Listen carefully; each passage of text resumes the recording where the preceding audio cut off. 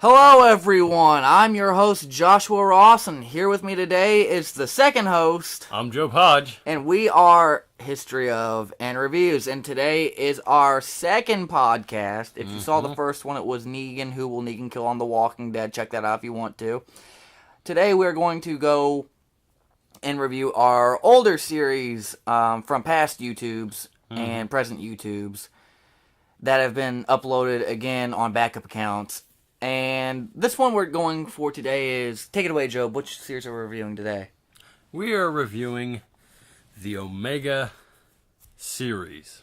Yes, the Omega series is made up of the Omega Man, the Omega Man Legends, the Omega Man The Special Saga, the Omega Squad, the Omega Squad HD, and now we are brought to the Omega Men. Two variants, which we'll get into shortly. Yes, let's start off with the first one, the Omega Man.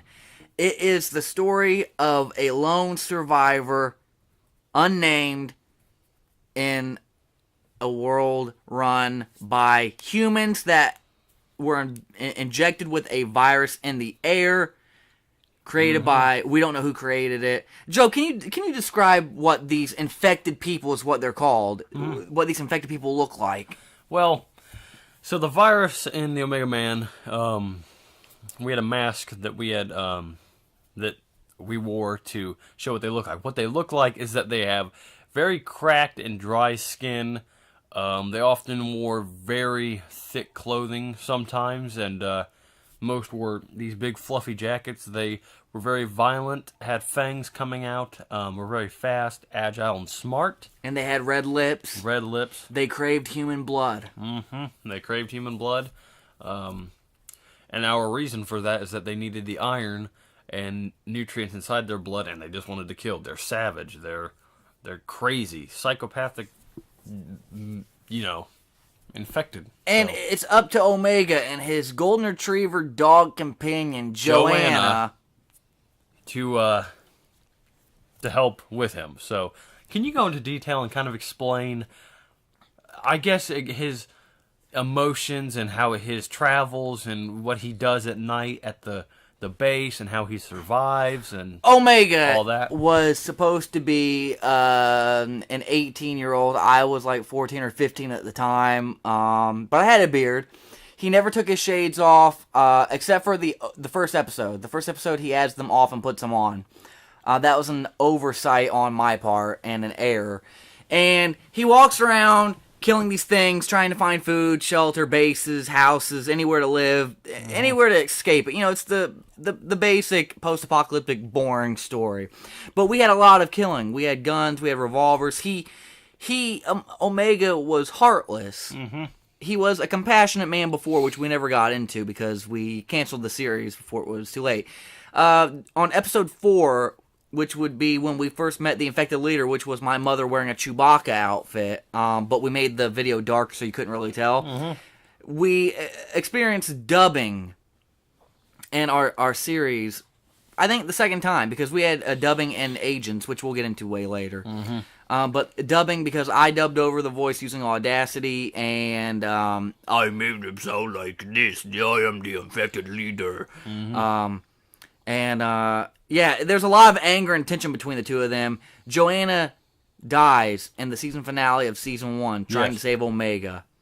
And therefore also changes the infected leader into his later phantom form. Now, Joe, will you please explain to them what the phantom infected leader looked like? Well, the phantom infected leader, the phantom version, was creepy. He wore a very slick, thin, what color was it? It was Purple. Royal purple. Royal purple, yes, royal purple robe, and had no face, basically, or at least on the outside of his robe mask, he had no face whatsoever. And danced using his ritual chants. He was a very violent leader at the time, very intimidating, and very strong, too, very powerful. We see him not too many times, but quite a number of times, and very big threat for Omega. Now, Josh, could you please go into detail about how we evolve the character into the next step of production and the new. Well, sort of before we series. get there,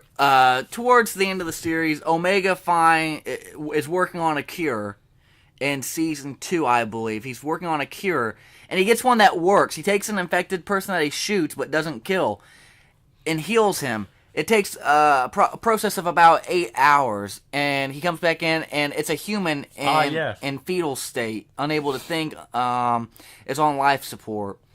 And the idea we had going on there was that Omega was going to cure the world in season 4, which never was filmed. We ended it with a metal face, which was an infected person that had a metal face, coming back, a big bulky guy, chased Omega on a motorcycle in season 2. He came back in season 3 and was going to out to kill. He was out to kill. He got in a big fight with other infected people, and it got canceled after that. We never finished the fight. Never. Now, then we had the Omega Legends, which was re-edits of what we just described to you, with music add-in, better sound effects, but shortened, abridged. So Omega Legends is kind of like an abridged version of what we just explained to you. And now, Job, I'm going to use your question against you since I just talked for about a minute straight. Okay. How does this Omega transition into the Omega Squad, which is series 3 of this? So, in the Omega Squad, this is a big leap from the Omega Man and our re-edits and, all that. Omega becomes... He's basically, in the Omega Squad, he's a bit tougher. He's grounded to Earth. He has an understanding. And doesn't he talk in this one more? He talks, but he's still way quiet. More. Still quiet. Still kind of laid back, and he kind of does his own things in his head and whatnot. But we evolved him into I'd say a better character, and new weapons brought with him. The secret is that he was running for president before all this happened, and that he may or may not have caused it with the person who unleashed the infection, Bruce. And what happened to his scientific persona and his gun skills? What happened to that? Because didn't we introduce 2 new people? We did indeed introduce 2 new people. Now, first I'd like to note what we were talking about in the finale of not the last finale, but what you said, season 2, when he was working on the cure on the boy. That character that was on life support would later become one that strips Omega of his gun skills, which we didn't film. Yeah, because we didn't finish it. But in this reboot, he would become Alpha, played by Job Hodge, played by me, spelled Hoodg. So, yeah, he gets stripped of his gun skills by him, and then his scientific persona gets stripped by a whole new character, just out of the blue. Genesis. So if you notice the naming process for this, it's Alpha, Omega, Genesis, which means the beginning, the end, the beginning, or the first, the last, the first. And Genesis is a female.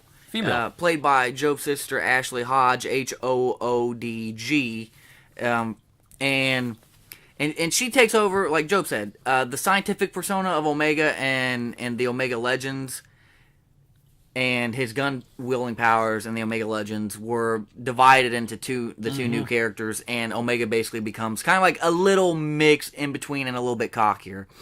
This series, we shot 2 parts, but my computer crashed, and only 1 part got made and put on YouTube. It's the Omega Squad Part 1 of 2. And you can watch it on there. I had to compress the video. It was originally supposed to be 480p, but I compressed it to, I think, 240 or 144p. 240, yeah. 240p. So it's kind of really blocky. We shot it on a Sony Handycam from 2009. If you want to see it, look up 2009 Sony Handycams. It's silver. It has a flip-out LCD screen. Better audio. But the video suffered because I had to compress it. Sad that Part 2 wasn't made. And there was a lot of fighting between the 3 characters. What? Oh, I was going to say, go to the Omega Agents HD if you want to see that. Part 1 of 2 if you want to see that. And so what were you saying? Perfect. Now, then we transition into the reboot of the reboot. the Omega Squad HD. Yes. In this series, it's our first series made in HD high definition, 720p.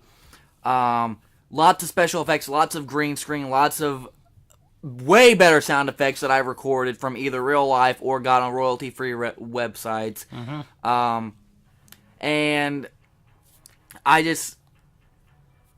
It was... Oh, we flipped out when we first saw it. Lots of infected in the beginning. The most we've probably ever had so far. In season 1 and season 2, the openings both had a lot of infected. A lot. Genesis is still a scientist, but she's kind of toned down in this one. Well, yeah, she's not seen as much as you would think. In part 1 and part 2, she kind of had a small minor role. But in this she's kind of lessened, but she's more significant, I guess you could say, because her scientific mind has been broadened. She even cooks now. And cooks. The chef of the group. But we see her scientific process more in this, like such as scalping the infected in season 1, episode 3, The Phantom of the Night. Studying the samples and writing research notes. To tell them about Alpha and Omega's relationship in this one.